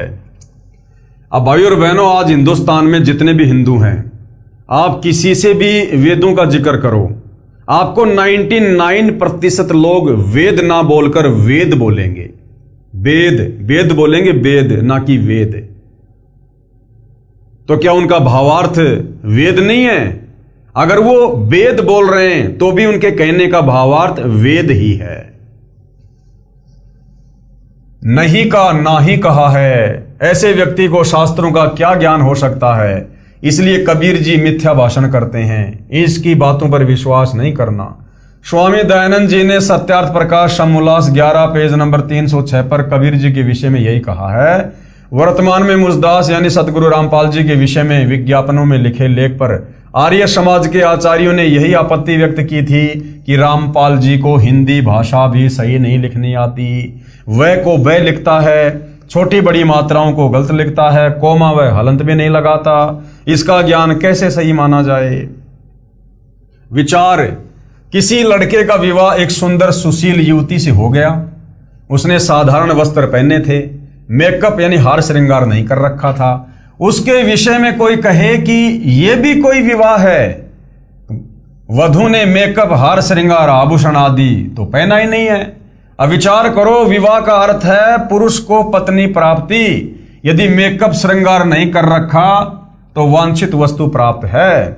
यदि श्रृंगार कर रखा है लड़की ने तो भी बुरा नहीं किया, परंतु एक श्रृंगार के अभाव से विवाह को ही नकार देना कौन सी बुद्धिमता है? तो ये छोटी मोटी मात्राएं, हलंत वगैरह, छोटी बड़ी ई ऊ की मात्रा, ये अटपट करके आप कबीर भगवान को भगवान होने से नकार नहीं सकते। ठीक इसी प्रकार परमेश्वर कबीर बंदी छोड़ तथा सतगुरु रामपाल जी भगवान द्वारा दिया तत्व ज्ञान है, वास्तविक ज्ञान प्राप्त है। यदि भाषा में श्रृंगार का भाव अर्थात मात्राओं व हलंतों की कमी है तो विद्वान पुरुष इनको ठीक करके पढ़ लो भाई। इसी तरह इस उलझी हुई ज्ञान गुत्थी को सुलझाया जाएगा। इसमें भाषा तथा व्याकरण की भूमिका क्या है? स्वामी दयानंद सरस्वती जी ने अपने द्वारा रचे पवित्र उपनिषद सत्यार्थ प्रकाश के 7वें समोल्लास में पेज नंबर 217, 212 अजमेर से प्रकाशित तथा पेज नंबर 173 दीनानगर दयानंद मठ पंजाब से प्रकाशित उसमें लिखा है। उसका भावार्थ है कि ब्रह्म ने यानी इस काल ने वेदवाणी 4 ऋषियों में जीवस्त रूप से बोले। जैसे लग रहा था कि ऋषि वेद बोल रहे थे, परंतु ब्रह्म बोल रहा था तथा ऋषियों का मुख प्रयोग कर रहा था। जीवस्त रूप का भावार्थ है जैसे ऋषियों के अंदर कोई और जीव स्थापित होकर बोल रहा हो। जैसे महाभारत युद्ध के समय इस काल ब्रह्म ने श्री कृष्ण जी के शरीर में जीवस्त होकर यानी प्रवेश करके गीता ज्ञान बोला। बाद में उन ऋषियों को कुछ मालूम नहीं कि क्या बोला, जैसे बाद में श्री कृष्ण जी को नहीं पता कि मैंने गीता ज्ञान में क्या बोल दिया और क्या लिखा। जैसे कोई प्रेत आत्मा किसी के शरीर में प्रवेश करके बोलती है, उस समय लग रहा होता है कि शरीर वाला जीव ही बोल रहा है, परंतु उस प्रेत के निकल जाने के बाद उस शरीर वाले जीव को कुछ मालूम नहीं होता कि मैंने क्या क्या बोला था। इसी प्रकार बाद में ऋषियों ने वेद भाषा को जानने के लिए व्याकरण यानी निघटु आदि की रचना की, जो स्वामी दयानंद जी के शब्दों में सत्यार्थ प्रकाश तीसरे समोल्लास पेज नंबर 80 अजमेर से प्रकाशित तथा पृष्ठ 64 दीनानगर पंजाब से प्रकाशित में पवित्र चारों वेद ईश्वर के द्वारा बनाए होने से निप्रभात हैं। वेदों का प्रमाण वेद ही है। चारों ब्राह्मण व्याकरण निघटु आदि ऋषियों कृत होने से त्रुटि युक्त हो सकते हैं। उपरोक्त विचार स्वामी दयानंद जी के हैं। यानी आर्य समाज के प्रवर्तक दयानंद जी का भी यही कहना है कि वेदों का जो ज्ञान है वो भगवान के द्वारा दिया गया ज्ञान है, जिसमें कोई कमी नहीं है। लेकिन आगे चलकर ऋषियों को जो वेदों का ज्ञान समझ में नहीं आया तो उन्होंने व्याकरण को उत्पन्न किया। तो ऋषि जी कह रहे कि व्याकरण में त्रुटि हो सकती है, जो वेदों को समझने के लिए ऋषियों ने बनाई थी, परंतु जो वेद ज्ञान है जो परमात्मा के द्वारा दिया गया है उसमें कोई त्रुटि नहीं है। विचार करें, वेद पढ़ने वाले ऋषियों के अपने विचारों से रचे उपनिषद एक दूसरे के विपरीत व्याख्या कर रहे हैं। मान लीजिए 5 ऋषि हैं, पांचों ने वेदों को पढ़ा, तो वेद तो वही हैं, वेदों में तो कोई हेराफेर नहीं है, मूल संस्कृत भाषा में श्लोक में कोई हेराफेर नहीं है। 5 ऋषि हैं, पांचों ने उन्हीं वेदों को पढ़ा और उन वेदों को पढ़कर 5 ऋषियों ने जो उसकी व्याख्या की, जो अनुवाद किया, उन 5 ऋषियों का अनुवाद आपस में मेल नहीं खाता है। विचार करें, वेद पढ़ने वाले ऋषियों के अपने विचारों से रचे उपनिषद एक दूसरे के विपरीत व्याख्या कर रहे हैं, इसलिए वेद ज्ञान को तत्व ज्ञान से ही समझा जा सकता है, ना कि व्याकरण से। तत्व ज्ञान यानी सब वेद पूर्ण परमात्मा कबीर देव ने यानी कबीर साहिब ने स्वयं आकर बताया है, तथा चारों वेदों का ज्ञान ब्रह्म द्वारा बताया गया है। और वेदों को बोलने वाला ब्रह्म यानी काल स्वयं पवित्र यजुर्वेद अध्याय 40 मंत्र नंबर 10 में कह रहा है कि उस पूर्ण ब्रह्म को यानी सारी सृष्टि के मालिक उस कबीर देव को, जो पूर्ण ब्रह्म है, कोई तो समवात यानी जन्म लेकर प्रकट होने वाला अर्थात आकार में कहता है, तथा कोई असमवात यानी जन्म न लेने वाला अर्थात वह निराकार कहते हैं। परंतु इसका वास्तविक ज्ञान तो धीराणाम यानी पूर्ण ज्ञानी अर्थात तत्वदर्शी संत जन ही पूर्ण निर्णायक भिन्न भिन्न बताते हैं कि वास्तव में परमात्मा जन्म लेता है या प्रकट होता है। उसको ध्यान पूर्वक सुनो, यानी तत्वदर्शी संत जो सत्संग करे, जो पुस्तक लिखे, जैसे वर्तमान में तत्वदर्शी संत की भूमिका में सतगुरु रामपाल जी हैं, या तो उनके सत्संग सुनने से पता चलेगा या फिर उनके द्वारा लिखित पुस्तकें पढ़ने से पता चलेगा। इससे स्वयं सिद्ध है कि वेद बोलने वाला ब्रह्म यानी काल भी स्वयं कह रहा है कि उस पूर्ण ब्रह्म यानी कबीर देव के बारे में मैं भी पूर्ण ज्ञान नहीं रखता, उसको तो कोई तत्वदर्शी संत ही बता सकता है। गीता अध्याय 4 श्लोक 34। इसी प्रकार इसी अध्याय के मंत्र नंबर 13 में कहा है कि कोई तो विधाया यानी अक्षर ज्ञानी एक भाषा के जानने वाले को विद्वान कहते हैं, दूसरे अविधाया यानी निरक्षर को अज्ञानी कहते हैं। ये जानकारी भी वो धीराणाम यानी तत्वदर्शी संत ही विस्तृत व्याख्या बयान करते हैं। यानी वास्तव में विद्वान कौन है ये भी वो तत्वदर्शी संत ही बताएगा। चाहे दुनिया की कितनी भाषाएं पढ़ लो, अगर आपको तत्व ज्ञान नहीं है, वेद ज्ञान नहीं है, भगवान के विषय में जानकारी नहीं है, भगवान की प्राप्ति का मार्ग नहीं है, तो आप विद्वान नहीं हैं। आज यदि इस धरती पर कोई विद्वान है तो सतगुरु रामपाल जी हैं, और उसके बाद यदि कोई विद्वान है, वो चाहे अनपढ़ ही क्यों ना है, यदि सतगुरु रामपाल जी का शिष्य है और उसे पूर्ण परमात्मा कबीर जी की प्राप्ति का मार्ग मिल गया है, तो वो भगत जन विद्वान है, ना कि ये तरह तरह की भाषाओं के ज्ञाता अपने आप को पंडित कहलाने वाले, जिनको परमेश्वर के मार्ग का पता नहीं है, वो विद्वान नहीं है। विशेष उपरोक्त इन प्रमाणों को विवेचन करके सद्भावना पूर्वक पुनर्विचार करें तथा वय को वय तथा छोटी बड़ी मात्राओं की शुद्धि अशुद्धि से ही ज्ञानी व अज्ञानी की पहचान नहीं होती, वह तो तत्व ज्ञान से ही होती है। कबीर देव यानी कबीर परमेश्वर के विषय में वह को वह कैसे सिद्ध किया है, छोटी ई की मात्रा बड़ी ई की मात्रा कैसे सिद्ध हो सकती है, इस वाद विवाद में न पढ़कर तत्व ज्ञान को समझना है। जैसे यजुर्वेद है, यह एक पवित्र पुस्तक है, इसके विषय में कहीं संस्कृत भाषा में विवरण किया हो, जहां यजु या यजुम आदि शब्द लिखे हों, तो भी पवित्र पुस्तक यजुर्वेद का ही बोध समझा जाता है। इसी प्रकार पूर्ण परमात्मा का वास्तविक नाम कबीर देव है। इसी को भिन्न भिन्न भाषा में कबीर साहेब, कबीर परमेश्वर कहने लगे। कई श्रद्धालु शंका व्यक्त करते हैं कि कबीर को कबीर कैसे सिद्ध कर दिया। व्याकरण दृष्टिकोण से कवि का अर्थ सर्वज्ञ होता है। दास की प्रार्थना है कि प्रत्येक शब्द का कोई न कोई अर्थ तो बनता ही है। रही बात व्याकरणिक भाषा की, भाषा प्रथम बनी क्योंकि वेद वाणी प्रभु द्वारा कही है, तथा व्याकरण बाद में ऋषियों द्वारा बनाई गई। यह त्रुटि युक्त हो सकती है।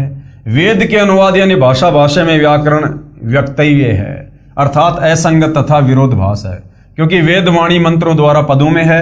जैसे पलवल शहर के आसपास के व्यक्ति पलवल को परवर बोलते हैं। यदि कोई कहे कि पलवल को कैसे परवर सिद्ध कर दिया, यही कबीर को कबीर कैसे सिद्ध कर दिया कहना मात्र है। यानी हमने केवल यह देखना है कि परमात्मा की प्राप्ति कैसे हो। वेदों में लिखा है कि परमात्मा की प्राप्ति होगी तत्वदर्शी संत की शरण में जाकर उपदेश लेकर उसके बताए अनुसार भक्ति करने से।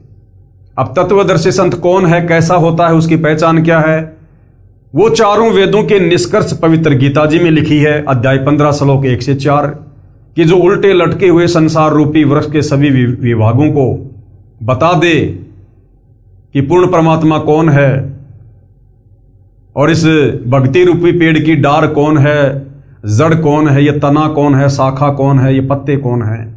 तो समझो वो तत्वदर्शी संत है जो पूरी सृष्टि की व्याख्या कर दे एक पेड़ के माध्यम से। वो तत्वदर्शी संत है और जैसा वो कहे वैसी भक्ति करो, फिर ये मात्रा वात्रा के चक्कर में मत पड़ो। तो भाई आज सतयुग, त्रेता, द्वापर और कलयुग बीत गया, 5000 साल। सतगुरु रामपाल जी के अलावा किसी भी धर्म के आचार्य, शंकराचार्य, मुल्ला, मौलवी, पोप, पादरी, पंडित, ब्राह्मण ने गीता अध्याय 15 श्लोक 1 से 4 का वर्णन नहीं किया, उस उल्टे लटके हुए संसार रूपी पेड़ की व्याख्या नहीं की है। तो वेदों के अनुसार जो उसकी व्याख्या कर देगा वो तत्वदर्शी संत है। तो सतगुरु रामपाल जी एकमात्र तत्वदर्शी संत है और तत्वदर्शी संत मिलने के बाद फिर मात्रा वात्रा के चक्कर में नहीं पड़ना चाहिए। जैसा वो रास्ता बताए उस रास्ते पर आंख बंद करके चलना चाहिए अगर मोक्ष चाहिए तो, अन्यथा काल यहां दुनिया भर की अटपट करेगा। जैसे क्षेत्रीय भाषा में पलवल शहर को परवर कहते हैं, इसी प्रकार कबीर को कबीर बोलते हैं। प्रभु वही है। महर्षि दयानंद जी ने सत्यार्थ प्रकाश समोल्लास 4 पेज 100 पर, जो दयानंद मठ दीनानगर पंजाब से प्रकाशित पर, देव कामा का अर्थ देवर की कामना करने किया है। देव को पूरा र लिखकर देवर किया है। कबीर को कबीर फिर भाषा भिन्न, कबीर लिखने व बोलने में कोई आपत्ति या व्याकरण की त्रुटि नहीं है। पूर्ण परमात्मा कबीर देव है। यह प्रमाण यजुर्वेद अध्याय 29 मंत्र 25 तथा सामवेद संख्या 1400 में भी है, जो निम्न है। यजुर्वेद के अध्याय नंबर 29 के श्लोक नंबर 25 में सतगुरु रामपाल जी द्वारा अनुवादित है। यह आप जियों के सामने वेद मंत्र है, पढ़ लीजिएगा। यहां प्रत्येक शब्द का हिंदी में अनुवाद भी किया गया है अनुवादकर्ताओं के द्वारा। अब इसका भावार्थ क्या है, ये वेद मंत्र समझाना क्या चाहता है। भावार्थ, जिस समय पूर्ण परमात्मा प्रकट होता है उस समय सर्व ऋषि व संत जन शास्त्र विधि त्याग कर मनमाना आचरण अर्थात पूजा द्वारा सर्व भगत समाज को मार्गदर्शन कर रहे होते हैं। तब अपने तत्व ज्ञान अर्थात स्वस्थ ज्ञान का संदेश वाहक बनकर स्वयं ही कबीर देव अर्थात कबीर प्रभु ही आता है। जैसे परमात्मा सतयुग में आए, उससे पहले काल प्रेरणा से मनु जैसे विद्वान कहलाने वाले लोग पूरे समाज को शास्त्र विरुद्ध ज्ञान पर लगाए हुए थे, भगवान को निराकार साबित करके रखे हुए थे, वेद विरुद्ध ज्ञान दिया हुआ था। फिर वो कबीर परमात्मा आता है और तत्वदर्शी संत की भूमिका करता है और शवस्त ज्ञान यानी वेदों का वास्तविक ज्ञान फिर अपने तत्व ज्ञान के माध्यम से कबीर वाणी बोलकर दुनिया को समझाता है। संख्या नंबर 14 सामवेद उतारचिक अध्याय नंबर 12 खंड नंबर 3 श्लोक नंबर 5 सतगुरु रामपाल जी द्वारा अनुवादित यानी भाषाभाष से। ये साफ साफ लिखा हुआ है, श्लोक आप जियों के सामने है, प्रत्येक का हिंदी में अर्थ है। भावार्थ है, जैसे यजुर्वेद अध्याय 5 मंत्र 1 में कहा है कि अग्ने तनु अशी यानी परमेश्वर सह शरीर है। विष्णवे तवा सोमस्य तनु असी, उस अमर प्रभु का पालन पोषण करने के लिए अन्य शरीर है जो अतिथि रूप में कुछ दिन संसार में आता है। तत्व ज्ञान से अज्ञान निद्रा में सोए प्रभु प्रेमियों को जगाता है। वही प्रमाण इस मंत्र में है कि कुछ समय के लिए पूर्ण परमात्मा कबीर देव अर्थात कबीर प्रभु अपना रूप बदलकर सामान्य व्यक्ति जैसा रूप बनाकर पृथ्वी मंडल पर प्रकट होता है तथा कबीर वचनानी सनसन अर्थात कबीर वाणी बोलता है, जिसके माध्यम से तत्व ज्ञान को जगाता है। तथा उस समय महर्षि कहलाने वाले चतुर प्राणी मिथ्या ज्ञान के आधार पर शास्त्र विधि अनुसार सत्य साधना रूपी अमृत के स्थान पर शास्त्र विधि रहित पूजा रूपी मवाद को श्रद्धा के साथ आचमन अर्थात पूजा करवा रहे होते हैं। उस समय पूर्ण परमात्मा स्वयं प्रकट होकर तत्व ज्ञान द्वारा शास्त्र विधि अनुसार साधना का ज्ञान प्रदान करता है। पवित्र ऋग्वेद के निम्न मंत्रों में भी पहचान बताई है कि जब वह पूर्ण परमात्मा कुछ समय संसार में लीला करने आता है तो शिशु रूप धारण करता है। उस पूर्ण परमात्मा की परवरिश अधन्य धेनव यानी कवारी गाय द्वारा होती है। फिर लीलावत बड़ा होता है तो अपने पाने व सतलोक जाने अर्थात पूर्ण मोक्ष मार्ग का तत्व ज्ञान यानी कबीर गिरवी कबीर वाणी द्वारा कविताओं द्वारा बोलता है, जिस कारण से प्रसिद्ध कवि कहलाता है। परंतु वह स्वयं कबीर देव पूर्ण परमात्मा ही होता है जो तीसरे मुक्ति धाम सतलोक में रहता है। कहां प्रमाण है? ऋग्वेद मंडल 9 सूक्त 1 मंत्र 9 तथा सूक्त 96 मंत्र 17 से 20 में। ऋग्वेद मंडल 9 सूक्त 1 मंत्र 9 अभि इम अधन्या उत शृणंति धेनव शिशुम सोम इंद्रायम पातवे। अभि इमम अधन्या उत शृणंति धेनव शिशुम सोमम इंद्राय पातवे। प्रत्येक शब्द का अनुवाद है, हम सीधा इसके भावार्थ पे चलते हैं। भावार्थ है, पूर्ण परमात्मा अमर पुरुष जब लीला करता हुआ बालक रूप धारण करके स्वयं प्रकट होता है, उस समय कवारी गाय अपने आप दूध देती हैं, जिससे उस पूर्ण प्रभु की परवरिश होती है। तो वेद में बिल्कुल साफ साफ लिखा है कि जब वो कबीर परमात्मा लीला करने के लिए यहां पर तत्व ज्ञान देने के लिए हम भटकी हुई आत्माओं को सतलोक का मार्ग बताने के लिए स्वयं शिशु रूप में प्रकट होता है, उस समय कबीर परमेश्वर के बाल्यकाल में परवरिश की लीला कवारी गाय के दूध से होती है। और सतयुग में कबीर परमात्मा सत सुकृत ऋषि के नाम से शिशु रूप में प्रकट हुए और उस समय परमेश्वर ने अपनी परवरिश की लीला की जिम्मेदारी एक निसंतान दंपत्ति, एक विद्याधर नाम के ब्राह्मण और उसकी पत्नी दीपिका, परमेश्वर ने उसके हाथ में सौंपी, उनको निमित्त बनाया और कवारी गाय के दूध से परमेश्वर की परवरिश हुई। ऐसा ही त्रेता युग में हुआ, ऐसा ही द्वापर में हुआ और ऐसा ही 650 साल पहले कलयुग में हुआ। तो भाइयों और बहनों, सतयुग में परमात्मा किस नाम से आए थे, किस प्रकार से अपनी लीला की, अपने तत्व ज्ञान का प्रचार प्रसार किया। मनु जैसे अपने आप को विद्वान समझने वाले लोगों ने परमेश्वर के सतज्ञान को स्वीकार नहीं किया, उनका मजाक उड़ाया, उनका नाम वामदेव रख दिया। बहुत सारी आत्माओं को परमात्मा जी ने अपनी शरण में लिया, उनका उद्धार किया। परमेश्वर ने सप्तम वेद की रचना करवाई।